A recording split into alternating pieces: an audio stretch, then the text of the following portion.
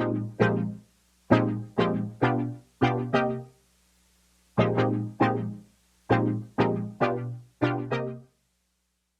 a real pleasure to be here. What we've done with this session is we want it to be a conversation, right? So imagine we're all actually in the same room, and so you guys are listening in to primarily us talk, but we want you guys to, throw in your comments and your questions as well.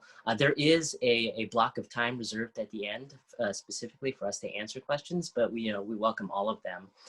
To give you a little bit of guidance through this journey, we've kind of going to break it up into three big sections. The first one is really how do we inspire people to come join this movement that is worldwide.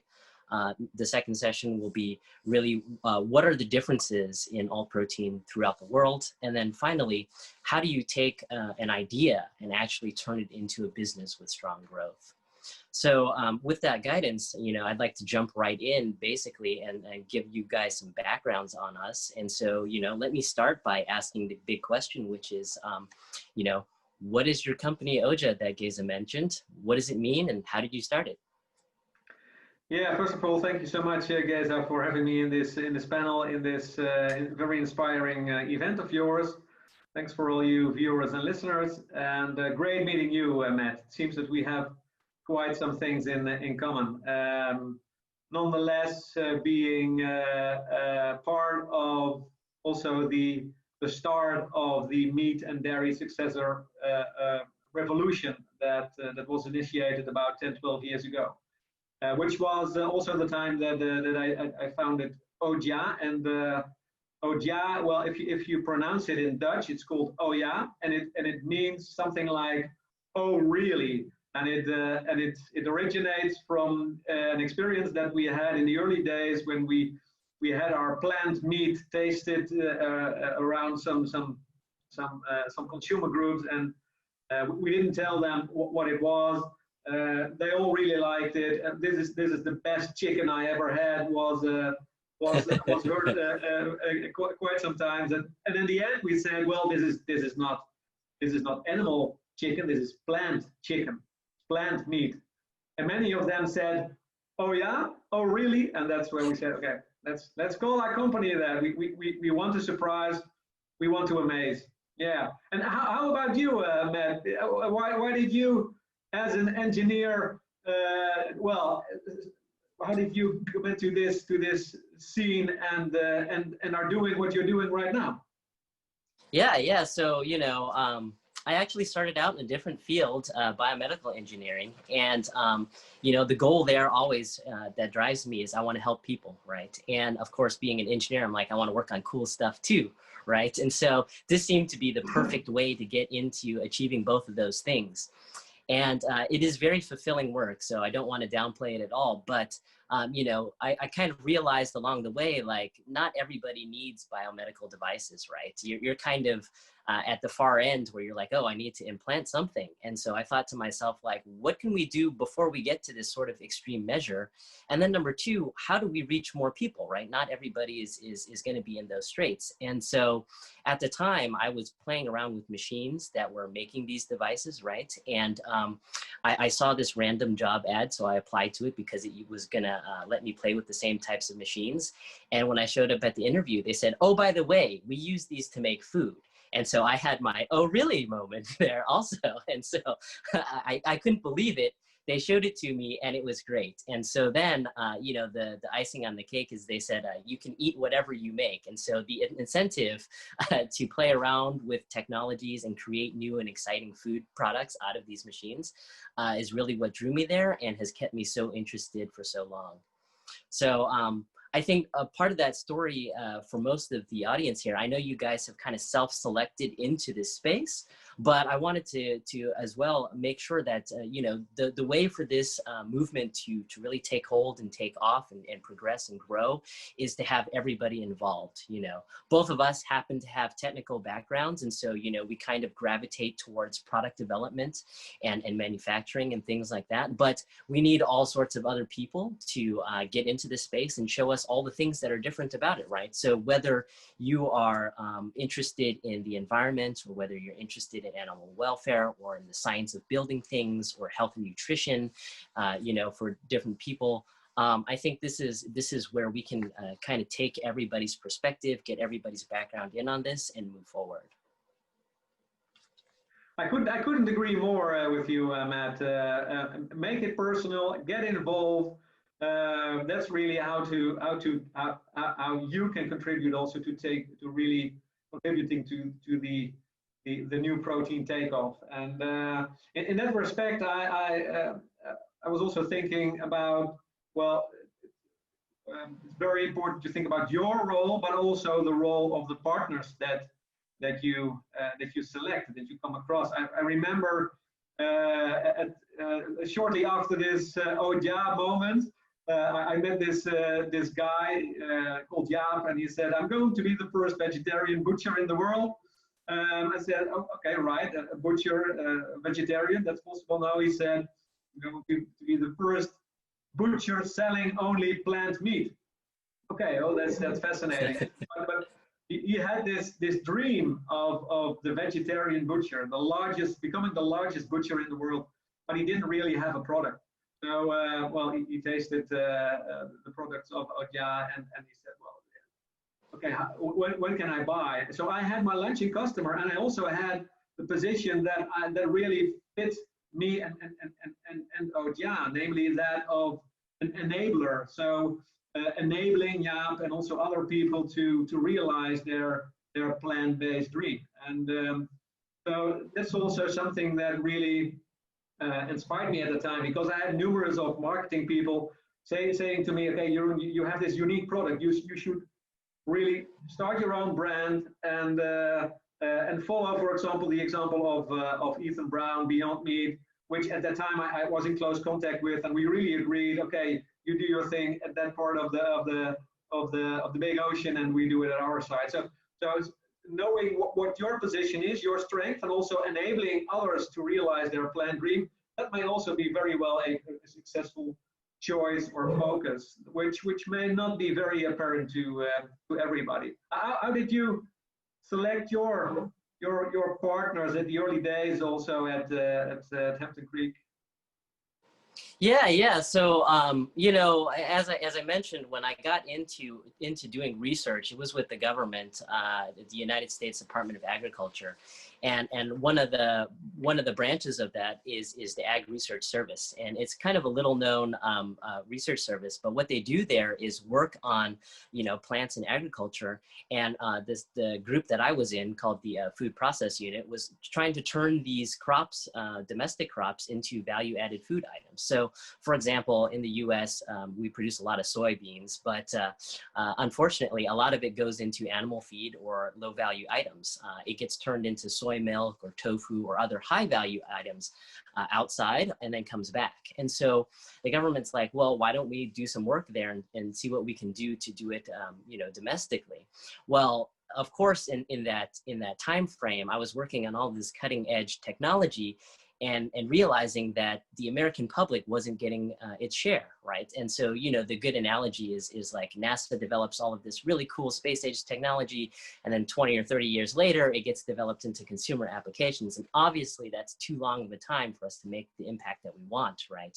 And so I decided that, you know, what is the fastest way to have the American public actually give feedback on this? And that was in startups. And luckily, you know, being based in the Silicon Valley, we have a high risk, high startup culture here. And so I was able to jump right in and say, look at this experience and knowledge that I bring. I want to be able to make these food products to see if people are really going to be receptive to these new things.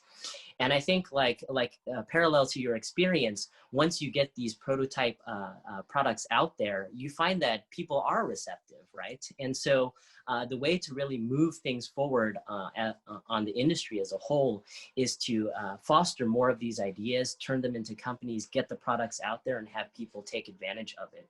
So that was kind of my aha moment, you know, where I was like, okay, I want to make this my career. What was it for you? It kind of, you know, you led the story with this vegetarian butcher, but what was your aha moment that this was the career that you actually wanted to go into? Well, a moment that comes to mind is, or a few moments actually, when we started the company back in 2009, having really nothing. Had to talk like crazy to get a few million for realizing our factory, which I think is quite different also from the US ecosystem, also investing ecosystem at that time already. But I remember that already during our first year, I was sued by a few companies who said, okay, you're using a logo that looks like ours. You're using names of products that really can confuse people. And at that time, I also met Karin, who was one of the attendees right now, and supported and assisted me in how to handle that. But in fact, at first I was scared as hell because these big names were suing us, and then a moment later I thought, okay, we're onto something. These companies, That is important enough, huh? they are taking us serious, or seeing us as a threat, basically. So that was one of those moments. I had a few more, but that really encouraged me to go one gear up, and so realizing the company, realizing the factory, and moving on, and finding as much as these people like Jaap Korteweg or others to join the club, basically. And so that was one moment. I do remember a few more. But how about you? Did you have such a moment that was also a turning point in your career, where you maybe feared out, but in fact it turned out to be the ultimate motivator? Well, as mentioned, I'm a technical person, and so I really get mired in product development and process development. And as in some of the other sessions, what you will see is a lot of the startups, are focused on one product, right? And that makes sense, right? When you're a new company and you take in money, you can really focus on one thing. And of course, my skill set kind of happens at two places in the product development cycle. Really early in the beginning, where I'm helping the founders formulate their ideas and turn them into the tangible products, right? And then at the end, when you actually have to build it. And so, I was able to recognize early on that my usefulness, so to speak, is really at these points in time. And so when a company only has one product and you do that successfully, then it's like, well, now what do I do, right? And so having the ability then to go into work for myself and jump out there and say, hey, I want to help companies at a very specific stage of their cycle and development allows me to really add a lot of value in that particular point in time, whether, like I said, it's at the beginning or after the benchtop prototyping. And so that allows me to continually work on the things that I find interesting, as well as, not be this sort of expensive paperweight when nothing interesting is happening, right? So it was kind of a motivator for me, actually, just to say, like, how do I keep my selfishly, how do I keep my work life interesting, right? And so I was able to say, okay, I'll take on this project at this time. Thank you very much. I can take on this project at the next time, right? So that's kind of what spurred it on. And I wanted to, change gears a little bit because you mentioned a very good point just a minute ago, which was, business kind of takes off a little bit differently, depending on what part of the world you're in. So to segue into that portion of our talk, what are some of the big differences, when you're starting a business or growing a business in different parts of the world? Yeah, of course, I can tell from the European, more or less, perspective. And I was really, as you can imagine, back in 2009, the year that both Oja and Beyond Meat were founded, I was really flabbergasted that I had to talk like shit to get a few million euros. And then one year later, all these big investors joining Beyond Meat, really investing in the potential rather than the achievements, the latter being the case more in the European ecosystem at that time, which can be rather difficult being a startup. So I was quite jealous at the time, and I think that's one of still one of the big differences. So we do fortunately see some informal investors, especially entering this plant protein or new protein scene in Europe, which are investing more or have been inspired by the Americas and to invest more on potential rather than achievements and results. But I think well, here in Europe we could step up a gear, and so yeah, I'm curious. In that respect, do you think that we as Europe can what can we learn? How can we encourage more of these investors that all these startups which are still popping up, which are all very necessary, how they can be supported more actively by a larger group of these investors? Would you have a suggestion or advice? Yeah, I think, and so, you know, if you've spent any time in the Silicon Valley, right, they talk to you about Palo Alto, right? And that's where, in this particular road called Sand Hill Road, right, that's where all the big investment names are lined up. And literally you kind of go down the road and see how many you can talk to. And you're right, like, I think that's one of the things that makes it very appealing to be based in the Silicon Valley is the, where you can connect with people and really talk about the potential, right? And one of the questions that I wanted to tack on to you as you were speaking is, you know, the ecosystem here has changed, you know, just in the last 5 years. And so, you know, looking at what makes a startup appealing to an investor, how do they differentiate themselves, right? Especially in both plant-based and cell-based, because, you know, the environments that we operate in are pretty different, right? So in the United States, when you think about it, you know, you can kind of see probably in the news now, kind of the disparity in perspective, right? Typically, the progressive coastal cities are very interested in trying new products and open to change and want to experience new things.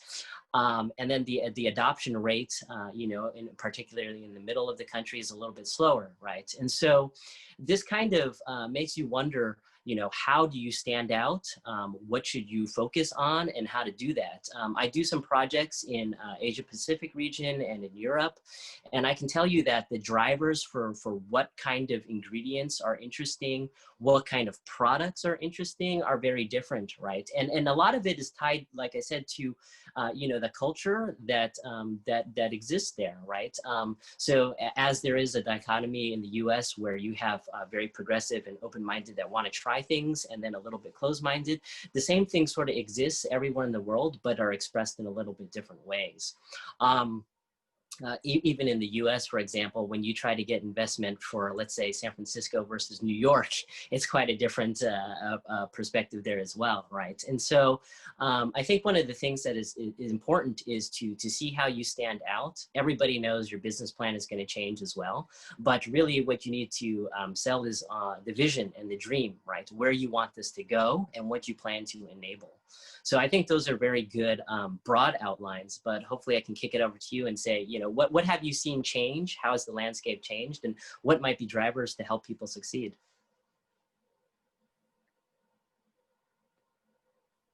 Yeah, so sorry, the connection was bad for a moment. Now, what have I seen changed is, well, two examples that I find illustrative of what has changed. First is that only recently, Like Meat, a German company producing meat successors, which also knocked on my door 10 years ago for their first product, but they are now part of the Live Kindly community, just as Swedish Oomph and also South African Fries, which are quite well-known brands, all tapping into regional and local consumers, also really knowing the local preferences and routines and eating habits. And what I find, but these founders of Like Meat, they have now left the company and now are starting a new adventure in Singapore. And it will for sure be on the news in a few weeks' time. But I find it, on the one hand, striking that that this expertise is exported now. It's leaving Europe. On the other hand, I do think it's quite visionary that, especially in Asia, where the basic conditions in terms of protein intake are very different compared to the Western perspective. So it's more about maintaining a healthy protein balance in Asia rather than restoring a protein balance, which is more the case in Europe and in Canada. Challenge. And the second example is that this man, Jaap Korteweg, has now also left the vegetarian butcher, and he has now started a new, quite revolutionary company called Those Vegan Cowboys. And he is now, his next ambition is to cut out the cow in milk production. And so what does it say? It says that obviously all these starters, starting 10 years ago, were on the one hand very successful, and on the other hand still see the potential and have the energy to continue in following their ambition and their goal. So and now they don't have any difficulty at all in getting the attention, getting also the funding. So things really have changed over the past few years, and in a broader sense, you see that the protein shift as a transition has now moved to another stage, namely the stage where companies find each other, strengthen each other, connect, are being heard more seriously because they are also getting organized. And you see platforms like the Protein Directory and the Protein Cluster and the Green Protein Alliance in the Netherlands for examples of that. And you see also the corporates now really stepping in. In the US, it's been for quite some time, but in Europe and the Netherlands, it's something of really something of the past few years that companies like Unilever or Upfield are now, and other big companies are now really, Bessan are now really stepping in this domain. So it really shows how the protein shift is now shifting gears and really becoming a mass accepted segment. So I think that's quite illustrative of the changed landscape. Yeah. Yeah. Are there any big drivers worldwide that you can see that is really pushing this? Well, it differs from the Western perspective compared to the, for example, Asian perspective. I think it's well, in general terms, as you said, you mentioned also the consumer and the consumer preferences or culture being, that's where it should start. And yeah, you should always ask yourself, okay, what routine or what unsustainable or unhealthy food routine am I going to change? And that's of course different if you're living in South Africa or in India or in the Netherlands or in the US. But it always starts there, and you really see all these new companies popping up and doing just that. Not focusing on the whole of animal protein products, but tapping into specific parts. So being it yogurt or some kind of cheese or some particular dishes containing meat, like dumplings in India, for example. So I think that's something that is inspiring, but it's also a guidance for new companies also joining the club. Do you recognize this observation? Yeah. I think you know, the one thing I was gonna say is like you're right. Like I always think it works better when it's the market that's kind of pulling these ideas out of people like us, right? The movers and shakers, right? They're kind of directing the attention for where things needs to go.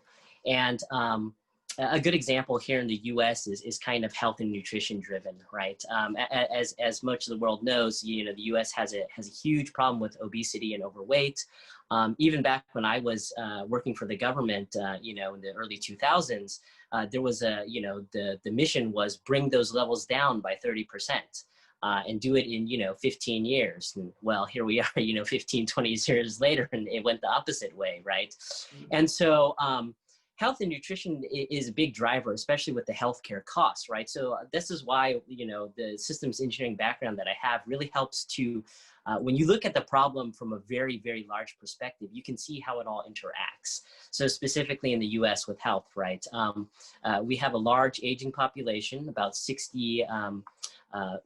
40 to 60 million baby boomers, right? And so, healthcare costs is on the rise there. And of course, if you don't want to be on 10 different cholesterol drugs, right, the doctors tell you change your lifestyle, right? Either exercise more or change your diet. And really, you should do both, right?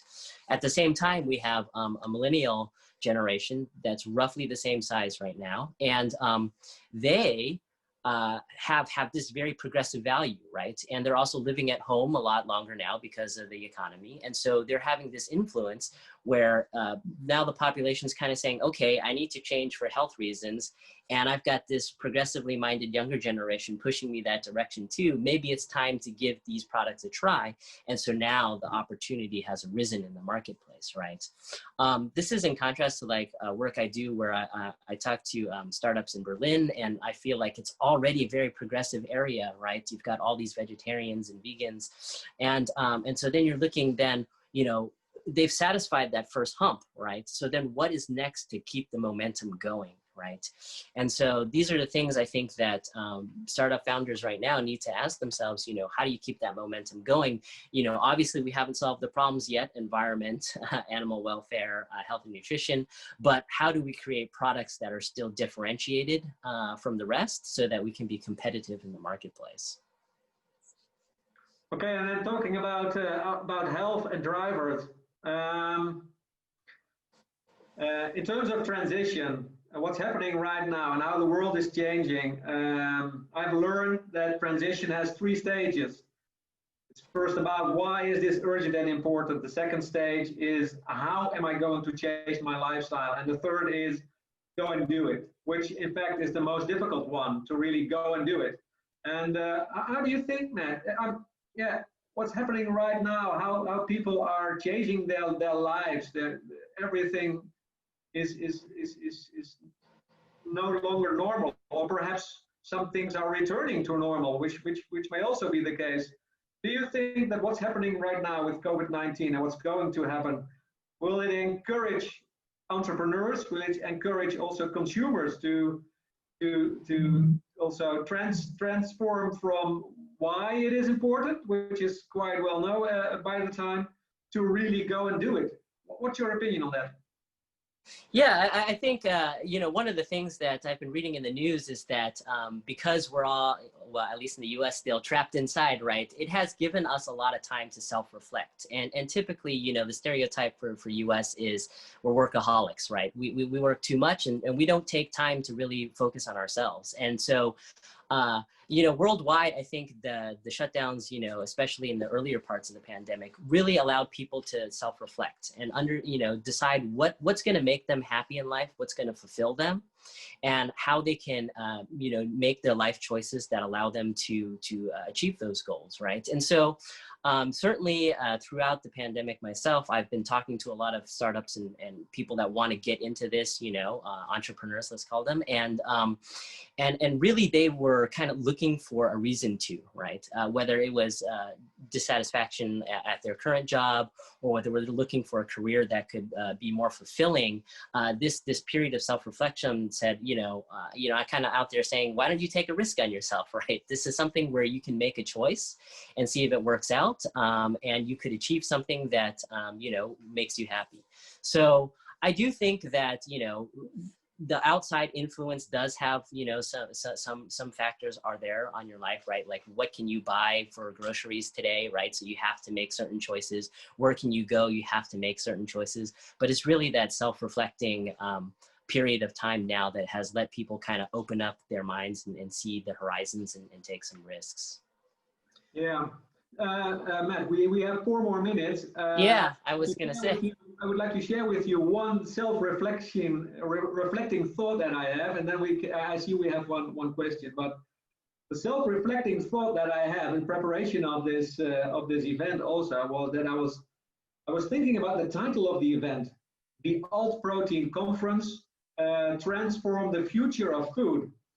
And then I was thinking, okay, if you want to transform the future, also think about the past. And in the past, what was the alternative protein? It was meat, because meat was a protein that was consumed not every day, but every few days, and that was really the alternative protein. So I'm wondering that perhaps we should think about the alternative protein again as being meat, and plant protein as the new old normal again. So that's also a suggestion to you guys. You can think about that with respect to naming your next event. So we have a few more minutes left. So Matt, perhaps I think there's one question that's addressed to you. Do have a look, and perhaps you can answer it. Yes, the question is, what do you think about startups collaborating with food giants, and what are some suggestions you'd give in terms of business models for such a collaboration? Yeah, so one of the things that I would highlight for a lot of startups that are getting into this space is a good analogy is like the iPhone. You want to create the entire thing, right? The phone. Unfortunately, that is a very difficult thing to do because it's a big, complex system and it's full of many parts. And like the iPhone, they source those parts from companies that are specializing in them, right? So typically Sony makes really great camera lenses, so they do that. Qualcomm makes the good modems and antennas, so they do that. Samsung makes the great screens, so they do that, right? So I think of this when you're looking at how you can accelerate your startup, how you can achieve the goal you want to, you should look at what sort of outside help you can get. And sometimes it may come from larger corporations, right?